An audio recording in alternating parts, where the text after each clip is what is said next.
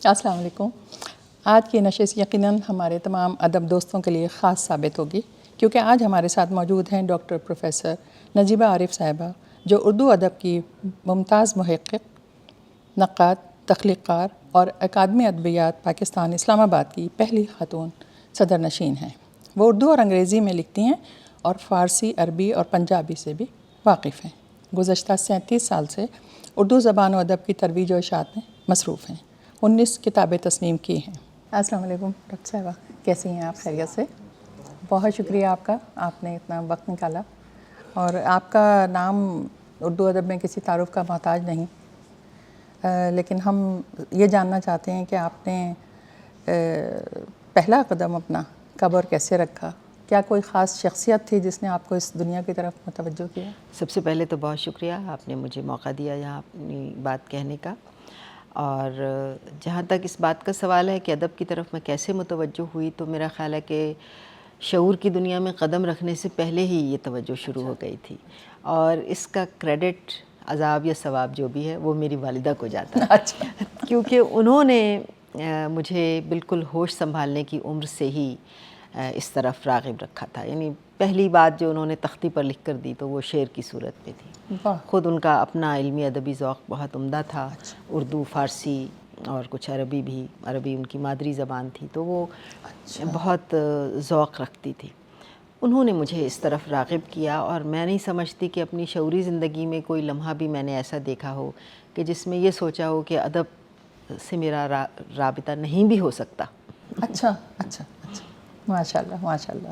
اچھا، تو پھر یہ جو میرا اگلا سوال تھا کہ کوئی خاص شخصیت تھی جس نے آپ کی زندگی پہ بہت گہرا اثر ڈالا، تو وہ یقیناً آپ جی، کیا ان کی کوئی ایسی خاص بات جو آپ کے ذہن پر ابھی تک ہے؟ کوئی ایک خاص کوئی؟ دیکھیے، ماں اور بچے کا تو رشتہ ایسا ہوتا ہے کہ بچے کی زندگی کے ہر لمحے پر ماں کے نقش ہوتے ہیں۔ بالکل۔ اور ماشاءاللہ میری والدہ نے 88 برس کی بڑی فعال زندگی گزاری۔ 85 برس کی عمر میں انہوں نے اپنی خود نوشت لکھی۔ اچھا۔ اور وہ چھپ گئی، بلکہ اس کا پہلا ایڈیشن بھی ختم ہو چکا ہے، اور نقادوں نے اور اہل علم و ادب نے اسے بہت سراہا۔ تو خود ان کا اپنا ذوق، ان کی زندگی کی جد و جہد وہ ایسی تھی جو ہمیشہ ہمارے لیے ایک مثال کی صورت میں رہی۔ ان کا کردار، ان کا رویہ صرف ہمارے لیے نہیں، والدین بچوں کے لیے تو ایک مثالی نمونہ ہوتے ہی ہیں، لیکن جس ماحول میں وہ رہتی تھیں، استاد تھیں، ان کے ارد گرد رہنے والے سب لوگ، خواہ وہ رشتہ دار ہوں، خواہ خاندان سے باہر کے لوگ ہوں، سب پر ان کی زندگی کے بہت گہرے اثر۔ تو ہماری تو یہ خواہش ہے کہ کاش ہم میں بھی وہ خوبیاں پیدا ہو جائیں جو ہماری والدہ میں تھیں۔ صحیح ہے۔ تو کیا وہ شاعری کرتی تھیں؟ نہیں، نثر لکھتی تھیں۔ اچھا، لیکن شاعری کا ذوق تھا، اچھا، ان کی بیاس تھی، وہ اب بھی میرے پاس ہے۔ اس زمانے میں 60 کی دہائی میں جب مشاعرے ہوا کرتے تھے تو وہ مشاعروں میں شرکت کر جاتی تھیں، شریک ہوتی تھیں سامعین کے طور پر اور ایک سامع کے طور پر، اور نوٹ کرتی تھیں۔ تو ان کے پاس جگن ناتھ آزاد، حبیب جالب صاحب، فیض صاحب، ندیم قاسمی صاحب، ان سب کے جو انہوں نے سن کے لکھے تھے اشعار۔ اچھا، حفیظ جلندری صاحب، بڑے بڑے شعراء کے انہوں نے مشاعرے سنے اور ان کی نوٹ کیے اپنی بیاض میں ان کے اشعار۔ تو شاعری سے ان کا اس حد تک شغف تھا۔ اچھا، اور لکھتی کیا تھی؟ افسانے؟ نہیں، بعد میں انہوں نے صرف آخر میں اپنی سوانح عمری لکھی ہے، انہوں نے نثر میں، اس کے علاوہ کچھ نہیں لکھا۔ جی۔ آپ کے اور بہن بھائیوں میں ہے کسی کو؟ پڑھنے کی حد تک تو دونوں ہیں، میری ایک بہن ہے، ایک بھائی ہے۔ پڑھنے میں دونوں کو ادب کا بہت شوق ہے، دونوں کے پاس اپنی اپنی کتابوں کا ذخیرہ ہے اور ہر چیز پڑھتے ہیں، میری لکھی ہوئی بھی ہر چیز پڑھتے ہیں، اور ویسے بھی ادب سے ان کا تعلق ہے۔ لکھنے میں اچھا، میرا اگلا سوال ہے، تنقید اور تخلیق دونوں میں آپ نے نمایاں کام کیا، کیا آپ کے خیال میں ایک اچھے نقاد کا تخلیق کار ہونا بھی ضروری ہے؟ دیکھیے، یہ شرط تو نہیں ہے، بلکہ بعض اوقات یہ ایک رکاوٹ بھی بن جاتی ہے، ایک محدود کر دیتا ہے سوچ کو، کیونکہ میرا ذاتی تجربہ یہ ہے کہ تخلیق کار بہت طاقتور شخصیت ہوتی ہے، اور نقاد ظاہر ہے وہ ایک مختلف فیلڈ ہے، مختلف شعبہ ہے، تو یہ ضروری نہیں ہے، لیکن مجھے یہ محسوس ہوتا ہے کہ اگر ایک نقاد تخلیق کار بھی ہو تو شاید وہ تخلیق کو زیادہ گہرائی سے سمجھ سکتا ہے، بہتر طریقے سے سمجھ سکتا ہے، اگرچہ یہ شرط نہیں ہے، یہ میرا ذاتی تجربہ ہے ہو جی سکتا ہے۔ جی اچھا، اگر ہم اردو ادب کو عالمی منظرنامے میں دیکھیں تو آپ کیا دیکھتی ہیں کہ اردو آج کہاں کھڑی ہے، کیسے وہ مقام حاصل ہے جس کے یہ مستحق ہے؟ دیکھیے یہ بڑا پیچیدہ سوال ہے۔ اگر ہم عالمی منظرنامے کو چھوڑ کے خود اپنے مقامی منظرنامے کو ہی دیکھ لیں تو ہمیں بہت سے سوال ہمارے سامنے آتے ہیں۔ اردو کا مقام جو ہمارے معاشرے میں ہے وہی اس کا مقام عالمی طور پر طے کرے گا، ٹھیک کیونکہ ہماری وہ ایک طرح سے سرکاری زبان ہے، قومی زبان ہے، ہم اس کو اس کے کسٹوڈین ہونے کے دعوے دار ہیں۔ لیکن بدقسمتی سے خود ہمارے ہاں ہی اردو کو وہ مقام حاصل نہیں ہو سکا جو ہونا چاہیے تھا، ایک قومی زبان کی حیثیت سے، ایک لنگوا فرانکا کی حیثیت سے، اور ایک تہذیبی زبان ہونے کی حیثیت سے۔ ہمارے ہاں یہ بحث شروع ہو گئی کہ چونکہ اردو پاکستان کے لوگوں کی مادری زبان نہیں ہے، اس لیے اسے قومی زبان بھی نہیں ہونا چاہیے، اور پاکستان کی مادری زبانیں چونکہ کچھ اور ہیں، پاکستانی زبانیں، ان کو ترقی ملنی چاہیے، جو کہ بالکل بجا بات ہے۔ میں پوری طرح سے اس کو درست سمجھتی ہوں، اور سمجھتی ہوں کہ تمام زبانیں، خواہ وہ چھوٹی ہوں یا بڑی، کوئی بھی زبان چھوٹی نہیں ہوتی، ہر زبان کو یہ حق حاصل ہے، اس کے بولنے والوں کو یہ حق حاصل ہے کہ ان کی زبان کی ترقی ہو، ترویج ہو۔ لیکن ایک بات اور بھی ہے، اور وہ یہ کہ اردو اس وقت ہماری پورے ملک کی تہذیبی زبان کی حیثیت رکھتی ہے۔ ہم اردو کے ماحول میں زندہ ہیں، ہم نے اردو کے ماحول میں، ادبی اور علمی دنیا میں کم از کم اردو کا ماحول اس وقت موجود ہے ہمارے ارد گرد، اور اسی نے ہماری فکر کی تشکیل کی ہے، اسی نے ہماری شخصیت پر اثر ڈالا ہے۔ تو اردو کو ایک تہذیبی زبان کے طور پر بھی قبول کرنے کی ضرورت ہے، اور اس کو سمجھنے کی ضرورت ہے۔ تو یہ میرا خیال ہے۔ ٹھیک بات ہے۔ اچھا، اگر ہم اردو ادب کے اداروں کو مجموعی طور پر دیکھیں تو آج ان کے سامنے سب سے بڑا چیلنج کیا ہے اور اس کا حل کیا ہے؟ بہت سے چیلنجز ہیں۔ پہلا چیلنج تو یہ ہے کہ ہم وہ نسل اس وقت معاشرے میں موجود ہے جس کے سامنے ادب کی اہمیت بھی معرض سوال میں ہے۔ وہ یہ پچھلے کچھ 150 سال سے بر صغیر میں جس نقطہ نظر کی ترویج ہوتی رہی ہے، اس کے مطابق ہر چیز کو فائدے اور نقصان کی میزان پر تولا جاتا ہے، اور فائدے اور نقصان سے مراد صرف مالی فائدہ یا معاشی فائدہ لیا جاتا ہے۔ جب سے یہ رویہ عام ہوا ہے، وہ بہت سی چیزیں جو ہماری زندگی کا لازمی حصہ ہیں، جو ہماری شخصیت کی تعمیر کرتی ہیں، ہمیں بہتر انسان بننے میں مدد دیتی ہیں، ہمارے لیے ایک تہذیبی اور روحانی ترفع پیدا کرتی ہیں، وہ چیزیں پس منظر میں چلی جا رہی ہیں، اور وہ چیزیں جن سے معاشی فوائد حاصل ہوتے ہیں وہ مرکز میں آتی چلی جا رہی ہیں۔ تو یہ سب سے بڑا چیلنج ہے ادب کو بھی، ادبی اداروں کو بھی، کہ ہماری قومی ترجیحات میں سے ان کا نمبر بہت نیچے چلا گیا ہے، جس کی وجہ سے مختلف قسم کے مسائل پیدا ہوتے ہیں۔ مثال کے طور پر بجٹ کا مسئلہ پیدا ہوتا ہے، اہمیت کا مسئلہ پیدا ہوتا ہے۔ ظاہر ہے جس چیز کو آپ اہمیت دیتے ہیں اس اہمیت کا اظہار بجٹ سے ہوتا ہے۔ بالکل۔ اگر آپ زبانی بہت اہمیت دیں لیکن اس کے لیے کوئی بجٹ نہ دیں تو وہ کام نہیں نکل سکتا۔ تو اس طرح کے مسائل ہمیں اس وقت درپیش ہیں۔ اور حل کیا ہے ان کا؟ حکومت ہی کرے گی حل؟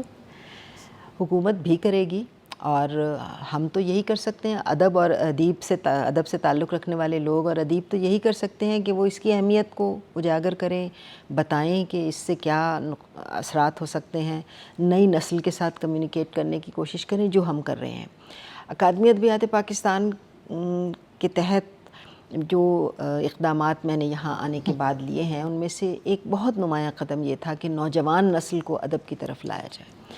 بعض ہمارے احباب نے جو ہماری عمر کے لوگ تھے یا ہم سے سینئر، یہ شکایت بھی کی ہے کہ آپ کے ہاں نوجوانوں کو بہت زیادہ ترجیح ملنے لگی ہے اور باقی لوگ سینئر ادیب اور شاعر نظر انداز ہو رہے ہیں۔ شاید میں سمجھتی ہوں نظر انداز تو نہیں ہو رہے، لیکن نوجوانوں کو یقیناً ترجیح مل رہی ہے۔ اس کی وجہ یہ ہے کہ ہماری عمر کے لوگ تو ادب کی اہمیت سے واقف ہیں، پہلے ہی ادب سے وابستہ ہیں، لیکن ضرورت اس بات کی ہے کہ ہماری نئی نسل جو اس سے دور جا رہی ہے اور جس کو یہ خوبصورت راستہ میسر نہیں آ رہا، ان تک ہم پہنچیں اور ان کو بتائیں کہ ادب کے ذریعے آپ اپنی شخصیت کی تہذیب کر سکتے ہیں۔ ادب کے ذریعے ہم ایک مہذب معاشرہ قائم کر سکتے ہیں، ایک شائستہ معاشرہ قائم کر سکتے ہیں۔ یہ جو ہمارے معاشرے میں انتہا پسندی، تشدد، نفرت، غیر شائستگی کی لہر اٹھ رہی ہے، اس لہر کا ایک توڑ کرنے کا ایک طریقہ یہ ہے کہ ہم لوگوں کو ادب سے وابستہ کریں، کیونکہ جب وہ ادب سے وابستہ ہوتے ہیں تو ان کے اندر ایک نرم دلی پیدا ہوتی ہے، ایک وسعت قلب پیدا ہوتی ہے، ایک ایمپتھی پیدا ہوتی ہے، وہ دوسروں کی جگہ جا کر ان کے غم اور درد کو محسوس کرنا شروع کرتے ہیں، ایک دوسرے کے قریب آتے ہیں۔ تو یہ وہ اقدار ہیں جو کسی معاشرے کو مہذب معاشرہ بناتی ہیں۔ اس لیے میں سمجھتی ہوں کہ ادیب کا کام تو یہی ہے کہ وہ ادب کے فروغ سے معاشرے میں مثبت اقدار کو فروغ دے، اور باقی حکومت کا اور جو بھی مقتدر طبقے ہیں ان کا یہ کام ہے کہ وہ ایسے اداروں کو سپورٹ کریں، ان کو ہر طرح سے مدد فراہم کریں، خواہ وہ مدد بجٹ کی صورت میں ہو، خواہ وہ مورل سپورٹ ہو، خواہ وہ ہیومن ریسورس کی صورت میں ہو، تاکہ وہ بہتر طریقے سے اپنا کام سر انجام دے سکیں۔ آپ کو ایسا محسوس ہوا ہے کہ اس سے فرق پڑ رہا ہے، نوجوان نسل جو ہے وہ آ رہی ہے ادب کی طرف؟ دیکھیے، نوجوان نسل کو بھی میں سمجھتی ہوں کہ پورے ملک کی نوجوان نسل کو ایک لاٹھی سے نہیں ہانکا جا سکتا۔ جی بالکل۔ میں نے اپنے تجربے سے دیکھا کہ میں اسلام آباد، مجھے 33 برس ہو گئے اسلام آباد میں، اس سے پہلے میں پنجاب کے مختلف شہروں میں، چھوٹے علاقوں میں، پسماندہ علاقوں میں رہی۔ میں نے دیکھا کہ وہاں ادب کا ذوق بہت زیادہ تھا، اور اب بھی میں محسوس کرتی ہوں کہ چھوٹے شہروں میں، دور دراز علاقوں میں، پسماندہ علاقوں میں لوگ ادب سے زیادہ گہرے طور پر وابستہ ہوتے ہیں۔ جو اب بڑے شہروں میں آتے ہیں، ایک تیز رفتار زندگی کے عادی ہوتے ہیں، ایک مقابلے کی فضا میں داخل ہو جاتے ہیں، تو ادب سے تعلق کم ہوتا چلا جاتا ہے۔ تو میرا خیال ہے کہ ان علاقوں میں تو اب بھی ادب پر بہت اس کو اہمیت دی جاتی ہے۔ اس کی میں آپ کو 2 مثالیں دینا چاہتی ہوں۔ پہلے سال جب میں یہاں آئی تو آتے ہی میں نے ایک انیشیٹو لیا تھا، بلکہ 2 انیشیٹو لیے۔ ایک یہ کہ ہم نے یوتھ لٹریچر فیسٹیول کا انعقاد کرنا شروع کیا، تو اس حوالے سے 2 فیسٹیول ہم کر چکے ہیں۔ تو وہ 3 روزہ فیسٹیول تھا جو 2024 میں ہوا، 2 روزہ فیسٹیول 2025 میں ہوا۔ اس میں ہم نے اشتہار کے ذریعے پورے ملک کے نوجوانوں کو دعوت دی کہ وہ آئیں، اور ہم ان کو ادب سے متعلق مختلف موضوعات پر ورکشاپس کروائیں گے، ادیبوں سے ملوائیں گے، ادبی سرگرمیاں کروائیں گے۔ آپ یقین کیجئے کہ ہم نے نہ انہیں سفر خرچ دیا، نہ انہیں قیام کی سہولت دی، نہ انہیں کسی طرح کا اعزازیہ یا معاوضہ دیا۔ وہ اپنے خرچ پر آئے پورے ملک سے، اور اس میں بلوچستان، سندھ، گلگت بلتستان، کشمیر، وزیرستان، کوہستان، پنجاب، دور دراز علاقوں سے وہ اپنے خرچ پر آئے۔ 250 لوگوں نے رجسٹر کروایا پچھلے سال، 250 لوگوں نے اس سال رجسٹر کروایا، اور وہ اپنے خرچ پر یہاں آئے۔ اتنے ذوق و شوق سے انہوں نے ان تمام سرگرمیوں میں شرکت کی، اور پھر آخری روز جب انہوں نے اپنی تخلیقی صلاحیتوں کا اظہار کیا تو ہم حیران رہ گئے تھے کہ اتنے دور دراز علاقوں میں اتنا پوٹینشیل موجود ہے، اتنی ادب سے وابستگی ہے، اتنی صلاحیت موجود ہے۔ تو یہ 2 میلے ہم نے کروائے۔ ایک اور انیشیٹو جو ہم نے اسی سال لیا جنوری میں، وہ تھا بین الصوبائی اقامتی منصوبہ۔ اس میں بھی ہم نے نوجوان ادیبوں کو دعوت دی، اور اشتہار کے ذریعے ہم نے پورے ملک کے ادیبوں کو دعوت دی کہ وہ آئیں۔ ہم 10 روز ان کو قیام دیں گے، قیام و طعام کی سہولت دیں گے، اور مختصر سا ایک سفر خرچ دیں گے، ایک فکسڈ اماؤنٹ۔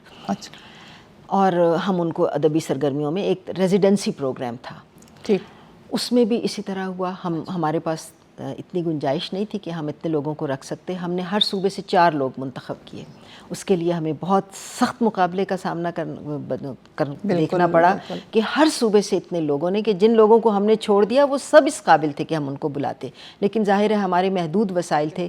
پھر ہم نے ایک سینئر ادیبوں کی کمیٹی بنا کر ان کو سلیکٹ کیا، اور 20 لوگ ہمارے پاس 10 دن تک ٹھہرے۔ ان سب کے اندر ایسا پوٹینشیل تھا، انہوں نے اتنی کتابیں لکھی ہوئی ہیں، اتنی سرگرمیوں میں شریک ہیں، تنظیمیں بنا رکھی ہیں، اپنے خاران سے، پنجگور سے، دادو سے، گلگت سے، ہر جگہ سے لوگ، کشمیر سے ہمارے پاس آئے۔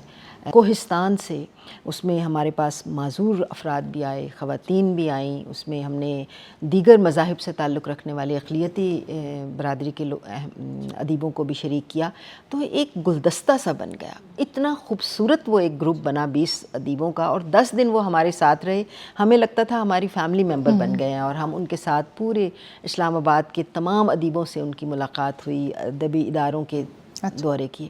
تو اس سے اندازہ ہوا کہ ادب کا ذوق اور شوق اب بھی موجود ہے، صرف ان کو موقع ملے۔ اچھا، مجھے ہمیشہ سے اس بات کی وہ رہی ہے کہ جو یہ پسماندہ علاقے ہیں یہاں پر ٹیلنٹ بہت ہے جی، آرٹسٹ بھی زیادہ تر وہیں سے آئے ہوئے ہوتے ہیں۔ آپ کیا سمجھتی ہیں کہ وجہ کیا ہے اس کی؟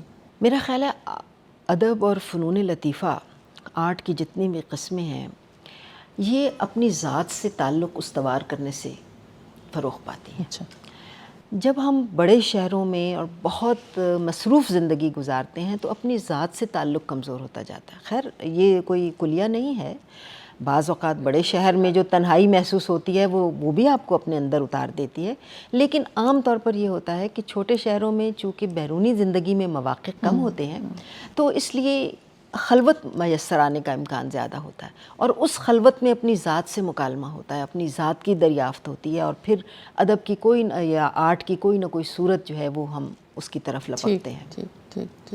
اور بھی وجوہات ہو سکتی ہیں، لیکن مجھے لگتا ہے کہ ایک یہ وجہ بھی ہے۔ حالانکہ وہاں آسائشیں نہیں ہیں، غربت ہے، بہت سارے مسائل ہیں، لیکن اس کے باوجود زیادہ تر جو لوگ آتے ہیں وہ وہیں سے، آرٹسٹ خاص طور سے میں نے دیکھا جی، کہ وہ بہت محنت کر کے نکلتے ہیں، آتے ہیں، لیکن یہ کہ وہ ان کا آرٹ ہوتا ہے دیکھنے والا واقعی۔ میرا خیال ہے آسائشیں وغیرہ تو آسودگی انسان کو آرٹ سے قریب نہیں لاتی، دوری کرتی ہے، سوائے اس کے کہ کوئی ایسی شخصیت ہو جو یہ محسوس کر لے کہ ان آسائشوں سے اس کی روح ابھی تک تسکین نہیں پا سکی، روحانی اضطراب اگر کوئی محسوس کرے تو آسائشوں کے اندر رہ کے بھی آرٹ کی طرف لوگ آ جاتے ہیں، بشرطے کہ دل میں کوئی تشنگی، کوئی اضطراب موجود۔ نہیں تو آپ کے خیال سے جب وہ شہر میں آ جاتے ہیں اور ان کو ساری آسائشیں مل جاتی ہیں تو کیا ان کا آرٹ وہ نہیں رہتا ہوگا؟ نہیں، یہ میں نے کہا نا کہ یہ تو کیفیت کی بات ہے، اگر وہ اسی طرح سے، جی، یہ تو ہر شخص کا ایک ذاتی تجربہ ہے اور ذاتی کیفیت کی بات ہے۔ جیسے میں نے کہا کہ بہت سے بڑے شہروں میں رہنے والے بہت بڑے فنکار ہمارے سامنے موجود رہے ہیں، لکھنے والے ہیں جو بڑے شہروں سے تعلق رکھتے ہیں، تو یہ ایک شخصی سا تجربہ ہے، اس کو ہم کلیے کے طور پر تو نہیں نافذ کر سکتے، لیکن ایک طریقہ یہ ہے۔ بالکل۔ اکیڈمی آف لیٹرز کے پاس کوئی ایسا منصوبہ ہے جو اردو تخلیقات کو عالمی زبانوں تک پہنچا سکے؟ جی بالکل، ہمارے پیش نظر یہ چیز رہی ہے ہمیشہ سے، اور ہم نے بہت سے ایم او یوز سائن کیے ہیں۔ بین الاقوامی سطح پر تعلقات استوار کرنا، انٹرنیشنل کولیبریشن، یہ ہمارے مینڈیٹ کا لازمی حصہ ہے، اور ہمارے اس وقت بھی 8 ایم او یوز ہم نے مختلف ملکوں سے دستخط ہم نے کر رکھے ہیں باہمی مفاہمت کی یادداشت پر، اور اس کے تحت ہم باہمی تراجم کرتے ہیں، تو وہ ہماری زبان میں، ہم ان کی زبان میں، اور انگریزی میں تو بہت سے تراجم ہو چکے ہیں، اور ہم اپنی بین الاقوامی زبانوں سے اپنی زبان میں بھی ترجمہ کرتے ہیں، اپنی زبان سے بین الاقوامی زبان میں بھی ترجمہ کرتے ہیں۔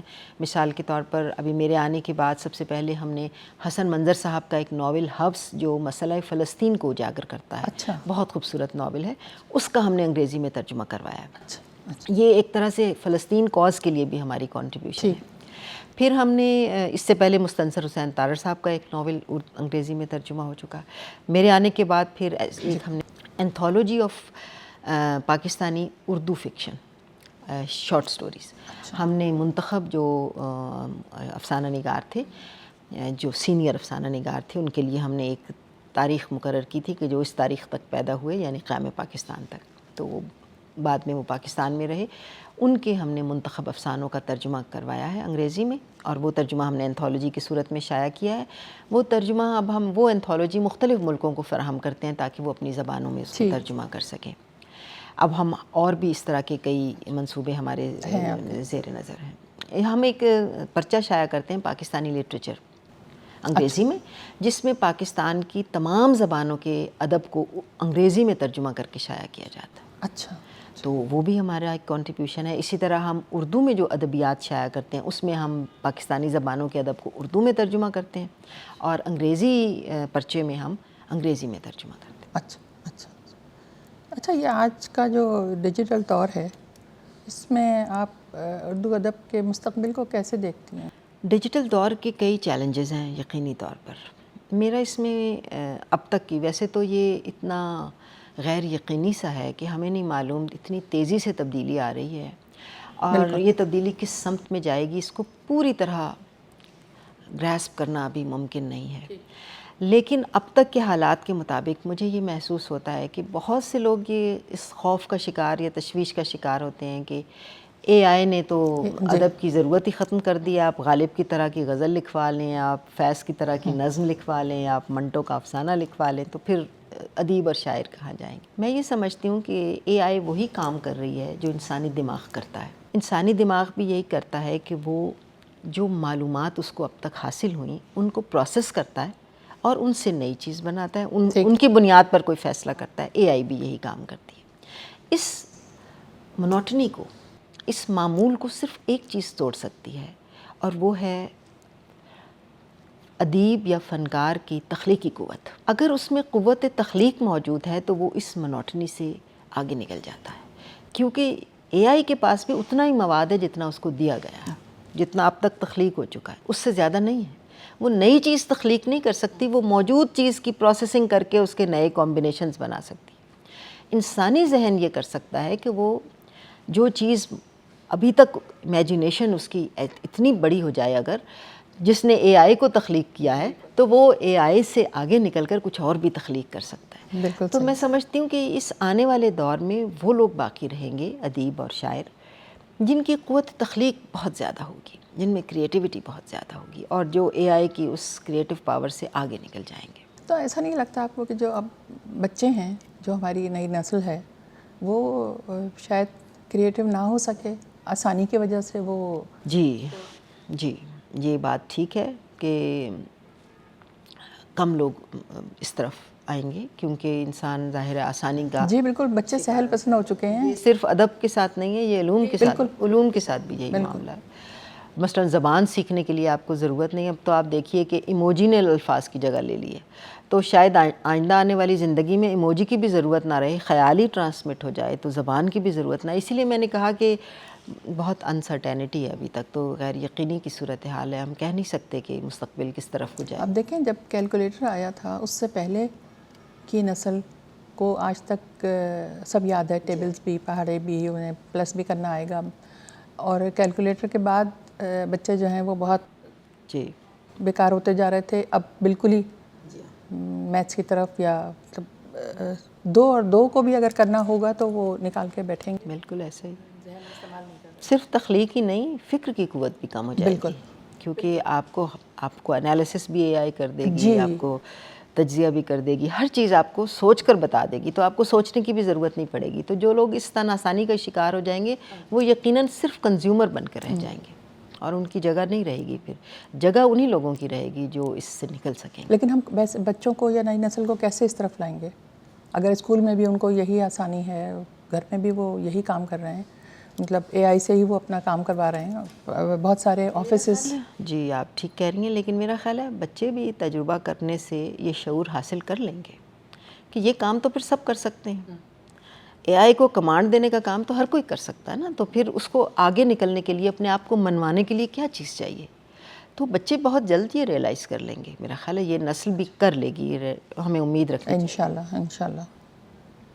اچھا، خواتین کو زندگی کے ہر معاملے میں بہت ساری رکاوٹوں کا سامنا رہتا ہے، جو کہ آج بھی ہے، تو کیا خواتین لکھنے والیوں کو بھی ادبی دنیا میں ہے رکاوٹوں کا سامنا؟ دونوں باتیں موجود ہیں۔ ادبی دنیا میں بہت خیر مقدمی صورتحال بھی ہے، جب کوئی خاتون آتی ہے اس کا خیر مقدم کیا جاتا ہے۔ میرا ذاتی تجربہ تو بہت اچھا رہا ہے، مجھے کبھی کوئی رکاوٹ نہیں میرے سامنے آئی، نہ اپنی فیملی کی طرف سے، حالانکہ میرا تعلق ایک بالکل پسماندہ علاقے سے ہے، اور عام طور پر پسماندہ علاقوں میں خواتین کے لیے زیادہ سختیاں اور رکاوٹیں ہوتی ہیں۔ میں خوشاب میں پیدا ہوئی ہوں، اچھا، اور وہیں میں نے ابتدائی زندگی گزاری، سرگودا سے میں نے تعلیم حاصل کی کالج تک، بعد میں لاہور گئی اور دوسرے شہروں میں۔ لیکن میرے والدین کا یہ کمال ہے کہ انہوں نے کبھی فرق نہیں کیا بیٹے اور بیٹی میں، اور ہر معاملے میں سپورٹ کیا۔ تو میرا ذاتی تجربہ. پھر ادبی دنیا میں بھی مجھے الحمدللہ کہ کوئی ایسی منفی بات یا کوئی ایسی منفی تجربہ یا یاد میرے ذہن میں نہیں ہے کہ کسی نے میرا راستہ روکنے کی کوشش کی ہو یا مجھے کاٹنے کی کوشش کی ہو یا مجھے نیچا دکھانے کی کوشش کی ہو. شاید اس کی وجہ یہ ہو کہ میں نے کبھی اپنے آپ کو مقابلے میں شامل نہیں کیا. اچھا, میں نے کبھی یہ نہیں سوچا کہ میں یہ کر کے دکھاؤں یا یہ حاصل کر لوں, اس مقام پہ پہنچ جاؤں. میں سمجھتی ہوں کہ میرا ادب سے جو تعلق ہے وہ میری اپنی ذات کی دریافت کے لیے ہے, میری اپنی ذات کی آسودگی کے لیے ہے, تسکین کے لیے ہے. تو مجھے اس سے کوئی فرق نہیں پڑتا کہ کوئی مجھے مانے یا نہ مانے یا میرے لیے کچھ کرے. تو اس لیے مجھے تو کوئی رکاوٹ محسوس نہیں ہوئی. اپنے مثبت تجربے کے باوجود میں یہ سمجھتی ہوں کہ جس معاشرے میں میں رہتی ہوں وہاں خواتین کو, خواہ وہ ادب سے تعلق رکھتی ہوں یا کسی اور شعبے سے تعلق رکھتی ہوں, ایک طرح کی رکاوٹ اور مشکل کا سامنا تو ہے. سب سے بڑی رکاوٹ جو میں نے محسوس کی ہے وہ یہ ہے کہ مرد حضرات خواتین کو نہ ان کی ذہانت, نہ ان کی قابلیت, نہ ان کی تخلیقی صلاحیت سے پرکھتے ہیں, بلکہ اس کے خاتون ہونے سے, اس کی جینڈر سے اس کو پرکھنے کی کوشش کرتے ہیں. اور ان کے نزدیک جینڈر ہی سب سے اہم ہے. اگر 4 لوگ بیٹھے ہیں آپس میں بات کر رہے ہیں جس میں سے ایک خاتون ہے اور 3 مرد حضرات ہیں, تو وہ خاتون کا ہنس کر بات کرنا وہ ساتھیوں کی بات نہیں سمجھی جائے گی, وہ ایک خاتون کی بات سمجھی جائے گی اور اس سے ایک کئی قسم کی معنی اخذ کرنے کی کوشش کی جائے گی. یہ ایک بڑی ہی, میں سمجھتی ہوں کہ مجھے یہ کہنے کی اجازت دیجیے کہ پست ذہنیت کا اظہار ہے. اس معاملے میں مجھے لگتا ہے ابھی مردانہ ذہنی ارتقاء ہونا باقی ہے. وہ ابھی تک اس پرانے پریمیٹیو تصور میں اٹکا ہوا ہے کہ جو عورت ہے وہ پہلے صرف ایک عورت ہے جس کا ایک جینڈر ہے اور ایک صنف ہے, جنس ہے, اور وہ اسی کی علامت ہے. تو میں ایسا نہیں سمجھتی, نہ میں خود کو ایسا سمجھتی ہوں, نہ میں دوسروں کو ایسا سمجھتی ہوں, اور نہ میں مردوں کو کوئی مرد سمجھ کے بات کرتی ہوں. میں سمجھتی ہوں کہ ہم سب انسان ہیں. مردوں کے کچھ سوشل رولز ہیں, خواتین کے کچھ سوشل رولز ہیں, ہم ان سب رولز کو قبول بھی کرتے ہیں, ان سے متفق بھی ہیں, لیکن ہم بحیثیت انسان ایک دوسرے کے ساتھ انٹریکٹ کر سکتے ہیں اور ہمیں کرنا چاہیے. اگر ہم اپنے آپ کو یہ بات نہیں سمجھا سکے تو ہمارے علم اور ادب میں کہیں نہ کہیں کوئی کمی ہے. کیا کبھی ایسا ہوگا کہ اس طرح کی سوچ ڈیولپ ہو سکے پردوں میں؟ کوئی امید ہے آپ کو؟ امید تو رکھنی ہی چاہیے. میرا خیال ہے کچھ لوگوں میں تو ہے. ہم بات جب کرتے ہیں تو اکثریت کی بات کرتے ہیں, لیکن کچھ لوگوں سے تو مل کر یہ احساس ہوتا ہے کہ وہ آپ کو ایک جینڈر لیس لینس سے دیکھتے ہیں, لیکن ان کی تعداد بہت کم ہے. بس یہ ہے, تو خدا کرے کہ ان کی تعداد بڑھ جائے. مجھے لگتا ہے جن کی تعداد کم ہے وہ بھی باہر ہی ہے ایسا کچھ. شاید. اچھا, اگر آپ نئے آنے والوں کو, ادیبوں, شاعروں کو کوئی ایک پیغام دینا چاہیں گی تو وہ کیا پیغام ہوگا؟ یہ تو بڑا مشکل سوال ہے. ایک ہی پیغام, پھر میں پیغام تو نہیں کہہ سکتی جو میں اپنے آپ سے کہتی ہوں کہ ادب اپنی ذات سے رشتہ استوار کیے بغیر نہیں تخلیق ہو سکتا. اگر ادب تخلیق کرنے کے لیے کوئی بیرونی مقاصد متعین کر لیے جائیں تو ادب اپنے مرتبے سے گر جاتا ہے. مثال کے طور پر اگر ہم ادب اس لیے تخلیق کر رہے ہیں کہ ہمیں کوئی ایوارڈ ملے, یا اس لیے تخلیق کر رہے ہیں کہ ہمیں اس کی بنیاد پر شہرت ملے یا منصب ملے یا ہمیں تسلیم کیا جائے یا ہم کوئی اور اس سے مفادات حاصل کر سکیں, تو پھر ہم ادب نہیں کر رہے, لکھ رہے, پھر ہم کاروبار کر رہے ہیں. تو پھر کاروبار کے اصول اور ہیں. لیکن مجھے ایسا لگتا ہے کہ سچا ادب وہی ہے جو اپنی ذات سے سچا رہ کر اور اپنی ذات کی تسکین کے لیے لکھا جاتا ہے, خواہ وہ معاشرے کے موضوعات سے متعلق ہو, خواہ وہ اپنے وجود کے موضوعات سے متعلق ہو, خواہ وہ اپنی تہذیب سے متعلق ہو, تاریخ سے متعلق ہو. لیکن جو ادب اپنی ذات کی دریافت کے لیے اور اس کی تسکین کے لیے لکھا جاتا ہے, اس میں جو اثر ہوتا ہے وہ اس ادب میں نہیں ہوتا جو دوسروں کو مروب کرنے کے لیے یا متاثر کرنے کے لیے لکھا جاتا ہے. کس حد تک لوگ دوسروں کو مروب کرنے کے لیے لکھتے ہیں؟ جس حد تک لوگ ایوارڈز کی فرمائش کرتے ہیں اس سے تو اندازہ ہوتا ہے کہ بہت سے لوگ ہیں جو جن کے لیے ادب تخلیق کرنے کا بڑا مقصد یہ ہے کہ ان کو تسلیم کیا جائے. میں سمجھتی ہوں کہ تسلیم کرنا اتنا اہم نہیں ہے, البتہ اظہار ضروری ہے، دوسروں تک بات کا پہنچنا ضروری ہے۔ مجھے ذاتی طور پر یہ محسوس ہوتا ہے کہ میرے لیے بہت خوشی کا لمحہ یہ ہوتا ہے کہ مجھے جب یہ معلوم ہو کہ کسی نے میری لکھی ہوئی کسی چیز کو پڑھا ہے اور اس کو اسی طرح سمجھ لیا ہے جس طرح میں چاہتی ہوں کہ ادیب دوسرا پڑھنے والا سمجھے، تو لکھنے والے اور پڑھنے والے کے درمیان میں ایک تار جڑ جاتا ہے۔ خواہ آپ کبھی ایک دوسرے سے نہ ملیں، لیکن قاری اور ادیب کے درمیان ایک رشتہ استوار ہو جاتا ہے۔ وہ رشتہ انسان کو بڑی طاقت دیتا ہے، بڑی تسکین دیتا ہے۔ تو یہ رشتہ سب سے اہم ہے، اظہار اہم ہے، کمیونیکیشن اہم ہے۔ اگر اظہار کی ضرورت نہ ہو پھر تو میں لکھوں ہی نہ، پھر تو میں جو بھی بات سوچتی ہوں اپنے ذہن میں سوچ لوں، لیکن میں لکھتی اس لیے ہوں کہ کوئی اسے پڑھے، اور اگر وہ پڑھ کر اس کے ساتھ اپنا ایک رشتہ استوار کرتا ہے تو وہ گویا رشتہ میرے ساتھ استوار ہو جاتا ہے۔ یہ میں بحیثیت ادیب کہہ رہی ہوں، لیکن یہ میں بحیثیت قاری بھی کہہ سکتی ہوں، کیونکہ بحیثیت قاری بھی ہم نے ہمیشہ یہی دیکھا کہ ایسے لکھنے والے جن کو ہم نے کبھی زندگی میں ان سے نہیں ملے، لیکن ایسے لگتا تھا کہ وہ ہماری زندگی کا ایک حصہ بن چکے ہیں، ہم اس قدر اپنے آپ کو ذہنی طور پر ان کے قریب محسوس کرتے تھے، تو یہ رشتہ بہت قیمتی ہے۔ تو تسلیم کرنا کیوں ضروری نہیں ہے؟ کیسے پتہ چلے گا ہمیں کہ ہماری بات کہیں پہنچی، کسی کو پسند آئی نہیں آئی، یا کوئی اختلاف ہوا؟ میں تو یہی کہہ رہی ہوں کہ یہ بات تو اہم ہے کہ بات پہنچے اور اس تک ایک کمیونیکیشن ہو، ایک اظہار ہو اس کا چاہے، یہ بات تو بہت اہم ہے یقینی طور پر۔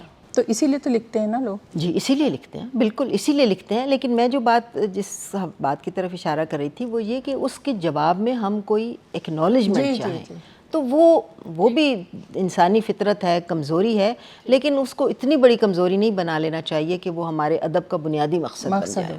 صحیح۔ بہت شکریہ آپ کا ڈاکٹر نجیبہ عارف صاحبہ، آپ کی باتوں سے نہ صرف ہمارے علم میں اضافہ ہوا بلکہ ایک فکری تازگی بھی محسوس ہوئی ہے۔ آپ کا انداز گفتگو، آپ کی بصیرت یقیناً ہمارے ناظرین کے لیے ایک بہترین تحفہ ثابت ہوگی۔ آپ کا بہت شکریہ، آپ نے بہت ٹائم دیا۔ آپ کا بھی بہت شکریہ۔ اگر آپ کو یہ گفتگو پسند آئی ہو تو مجھے ضرور بتائیے گا، اور آئندہ آپ کس سے ملاقات کرنا چاہیں اس کے بارے میں بھی بتائیے گا۔ بہت شکریہ۔